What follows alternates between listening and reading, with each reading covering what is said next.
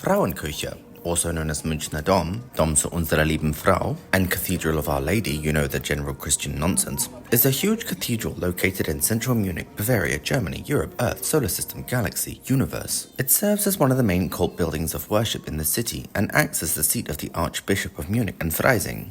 Even though there are local height limits of buildings, of course the church has special rights and is allowed to tower above the city, making it noticeable across the whole city skyline. In 2004, a Bavarian law was passed that no buildings are allowed to be taller than the Frauenkirche in the city of Munich. The church's beginnings go back to the 12th century, when a church was added to the then city walls, with the current Romanesque-style church replacing the 15th century church. During construction, thousands of locals would have to go without local investment in food or roads, and even then the church burned through its granted funds. As a consequence, the Pope asked Christians to give their money to finish the church in exchange for forgiving sins. Christian corruption and manipulation at its finest. By the late 1400s, the two towers were complete on the backs of laborers, even though the church would not be happy with the final result. It is agreed amongst scholars that the second church at the time with the capacity to host so many wasn't even needed, which by the way was up to 20,000, but there you are.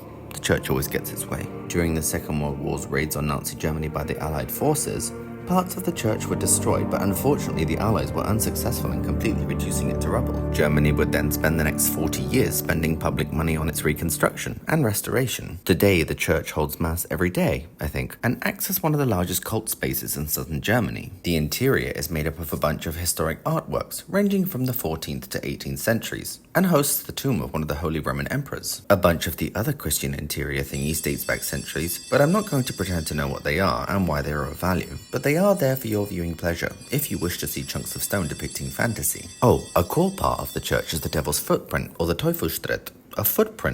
A mark resembling a footprint, gotta make it sound magical, which according to Christian legend is where the devil stood when he ridiculed the church for not having windows when it was under construction. Apparently, as the legend goes, the devil made a deal with the head builder that he would finance the church's construction in exchange of the church not having windows. Apparently, the devil was so pissed off with the Christian's geniusness, he stomped his foot and left an imprint in the cathedral. Oh, I also forgot, the wind that apparently blows around the church today. Yeah, that's the devil and the fact that he remains pissed off. Not anything to do with aerodynamics around a tall structure, of course. Some notable burials at the cathedral include the Holy Roman Emperor, as mentioned before, the Dukes Louis, Stephen, John, Ernest, William, Adolf, Sigmund, Abel, who cares? Along with my last remaining shred of justification for Christianity. The ancient organs in the cathedral were built in the 1990s, making them younger than me. Famous organists to have performed in the church include people who nobody know. The church's bells were forged over various centuries, with the earliest dating back to the 14th century. One of the towers was a secret radio tower for the German state, which apparently ceased operation in 2018. Sure. If you want to growl at Frauenkirche, head to central Munich.